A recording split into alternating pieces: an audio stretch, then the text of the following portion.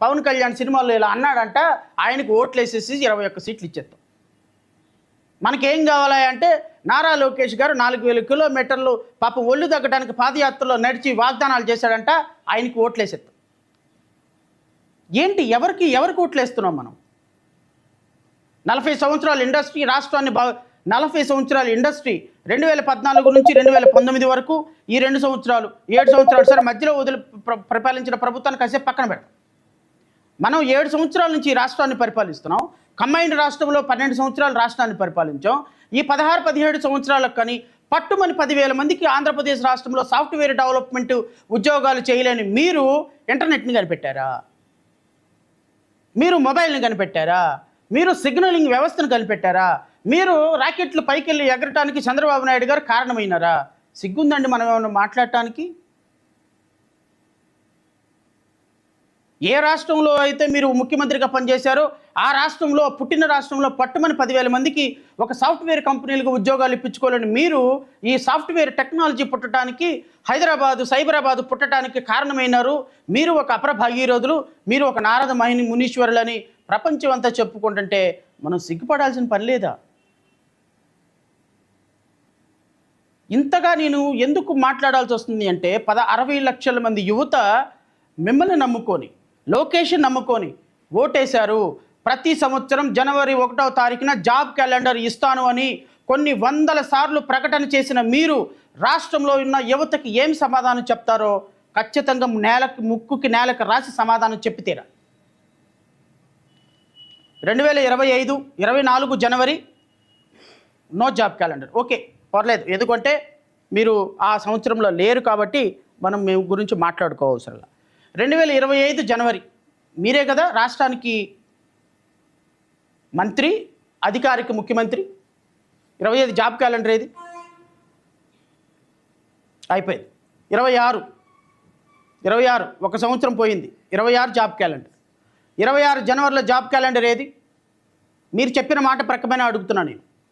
మిమ్మల్ని చొక్కా పట్టుకొని గల్లా పట్టుకొని రోడ్డు మీదకి తీసుకొచ్చి మిమ్మల్ని రేపొద్దున యువత ప్రశ్నించే స్థాయికి వస్తుంది. ఎందుకు అంటే మీరు చెప్పినట్టు ఇదేదో మ్యానిపులేషన్ యుగం కాదు. మోడీ కంటే మీరు పెద్ద మ్యానిపులేషన్ ఏదో చేయగలుగుతారని నేను అనుకోవటంలా. అలాంటి మోడీనే చొక్కా పట్టుకొని జంతర్ మంతర్కి లాగిన వాళ్ళం మిమ్మల్ని ధర్నా చౌక్ లాగడం పెద్ద కష్టమేమి కాదు నారా లోకేష్ గారు.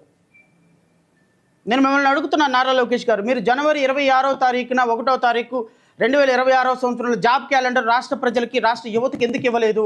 జై భీమ్రా భారత్ పార్టీ చాలా స్పష్టంగా ప్రశ్నిస్తుంది. దానికి మీరు సమాధానం చెప్పి తీరాలి. And for your kind information, ఇంకా within 4 months job calendar 2027 జనవరి వస్తుంది. మీరు ఎన్ని జాబులు ఇచ్చారో ఖచ్చితంగా చెప్పి తీరాలి. మీరు ఇచ్చినటువంటి జాబులు ఏంటి, మీరు ఇస్తున్నటువంటి ప్రకటనలు ఏంటి? నేను రాష్ట్ర ప్రజలను యువతను కోరుతున్నా, గత 4 రోజుల నుంచి రాష్ట్రంలో మీడియాలో ఎలక్ట్రానిక్ అండ్ ప్రింట్ మీడియాలో వస్తున్నటువంటి ప్రకటనలు చూడండి.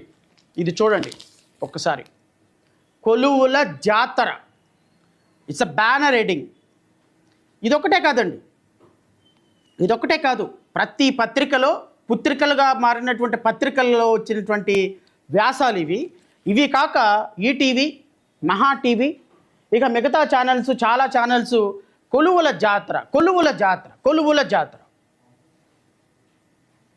ఈ జాతర ఏంటో నేను ఒకసారి మీకు చదివినిపిస్తాను. ఈ కొలువుల జాతర అంట GOMS నెంబర్ 81 డేటెడ్ 22/8/2026.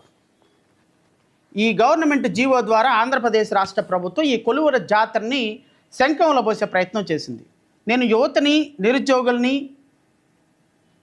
నిరుద్యోగ తల్లిదండ్రులని కోరేది ఏంటి అంటే, ప్రభుత్వం ఎంత అందమైనటువంటి అబద్ధం ఆడుతుందో, ఎంత అందంగా అద్భుతంగా ప్రజలని మోసం చేస్తుందో మీరు ఒక్కసారి గమనించమని కోరుతున్నా. ఇది ఎవరిని మోసం చేసుకుంటున్నాము?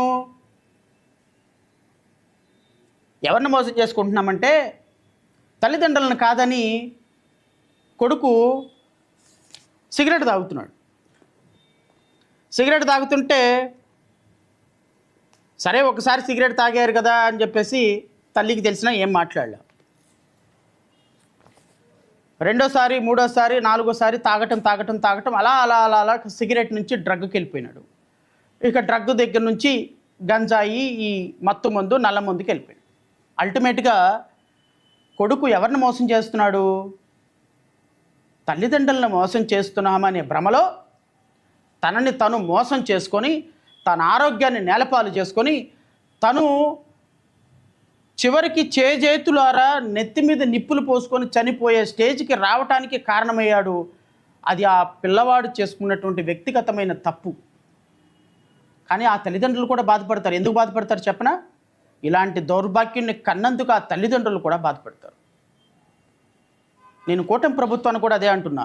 మీరు ప్రజలని మోసం చేస్తూ, యువతను మోసం చేస్తూ, నిరుద్యోగులను మోసం చేస్తూ 60 లక్షల మంది మన బిడ్డల్ని, మీకు ఓట్లేసినటువంటి బిడ్డల్ని, మిమ్మల్ని నమ్ముకున్నటువంటి బిడ్డల్ని యువగళంలో మీ నాన్నగారు పవన్ కళ్యాణ్ గారు పెట్టినటువంటి సభల్లో సొంత డబ్బులు పెట్టుకొని, లక్షలాది రూపాయల ఖర్చులు పెట్టుకొని, ఇదిగో మా కోసం వస్తే ఉద్యోగాలు వస్తాయి, మా చంద్రన్న వస్తే ఉద్యోగాలు వస్తాయి, మా లోకేష్ అన్న వస్తే సిస్టమ్ మారుతుంది అని ఆశతోటి ఓట్లేసినటువంటి నిరుద్యోగుల్ని మోసం చేస్తున్నటువంటి మీరు,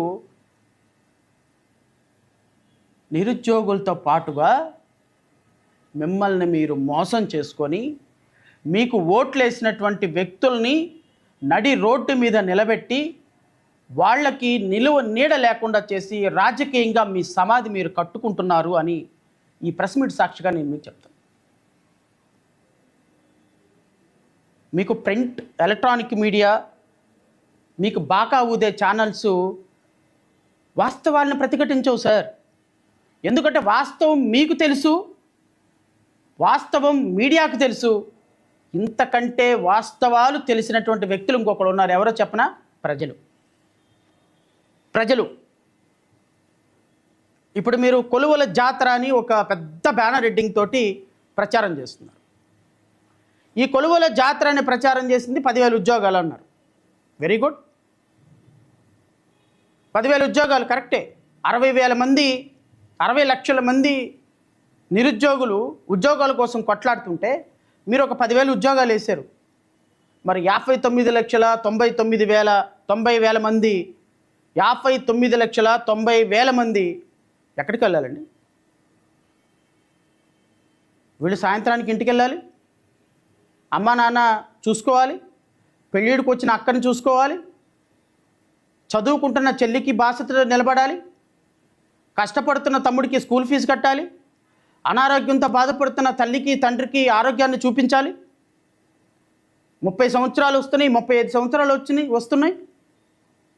చదువుకుందామంటే చదువు అయిపోయింది, ఉద్యోగం చేద్దామంటే ఉద్యోగం లేదు, ప్రైవేట్ ఉద్యోగం చేద్దామంటే ప్రైవేట్ కంపెనీలు ఎవరు ఆఫర్లు ఇచ్చే పరిస్థితి లేదు, గవర్నమెంట్ ఉద్యోగం వస్తుందంటే గవర్నమెంట్ ఉద్యోగం ఎప్పుడు వస్తుందో, ఎలా వస్తుందో, ఎప్పుడు నోటిఫికేషన్ ఇస్తారో తెలియదు. గవర్నమెంట్ ఉద్యోగాల్లో 10,000 ఉద్యోగాలు పోతే 59,90,000 మంది పరిస్థితి ఏంటో ఆలోచన చేస్తే, ఏదైనా చిన్న బండి పెట్టుకుందామంటే 10,000 రూపాయలు అప్పిచ్చేటువంటి పరిస్థితి లేదు. పోనీ ఏదైనా ఎంట్రప్రెన్యూర్గా మారి ఏదైనా చిన్న బిజినెస్ పెట్టుకుందామంటే గవర్నమెంట్ ఆఫీస్కి వెళ్తే అప్లికేషన్ తీసుకునే నాదులు లేడు. పోనీలే నేను ఎస్సీ, నేను ఎస్టీ, నేను రిజర్వ్డ్ కమ్యూనిటీ, నేను బీసీ కమ్యూనిటీ, నేను కాపు కమ్యూనిటీ, నేను వెనుకబడిన తరగతులకు, వెనుకబడిన అగ్రవర్ణాల్లో వెనుకబడిన వాడిని, నాకు 10% రిజర్వేషన్ ఉంది, నేను కమ్మైనా, కాపైనా, బ్రాహ్మణైనా, వైశ్య అయినా నాకు ఒక 10% రిజర్వేషన్ ఉందని ఆ రిజర్వేషన్ సర్టిఫికేట్ తీసుకుని వెళ్తే లోపలికి రానిచ్చే దిక్కు దివానం లేదు. వాళ్ళు ఏదైనా సొంత కాళ్ళ మీద నిలబడి ఒక చిన్న వాటర్ ప్లాంట్ పెట్టుకుందామంటే 10 రూపాయలు ఉద్యోగాలు ఇచ్చే, 10 రూపాయలు లోన్ ఇచ్చేటువంటి పరిస్థితి లేదు. ఎందుకంటే ఆ లోన్లన్నీ బకాసురులాగా మింగటానికి మీకే సరిపోతుంటే నిరుద్యోగులకు ఏమిస్తారు?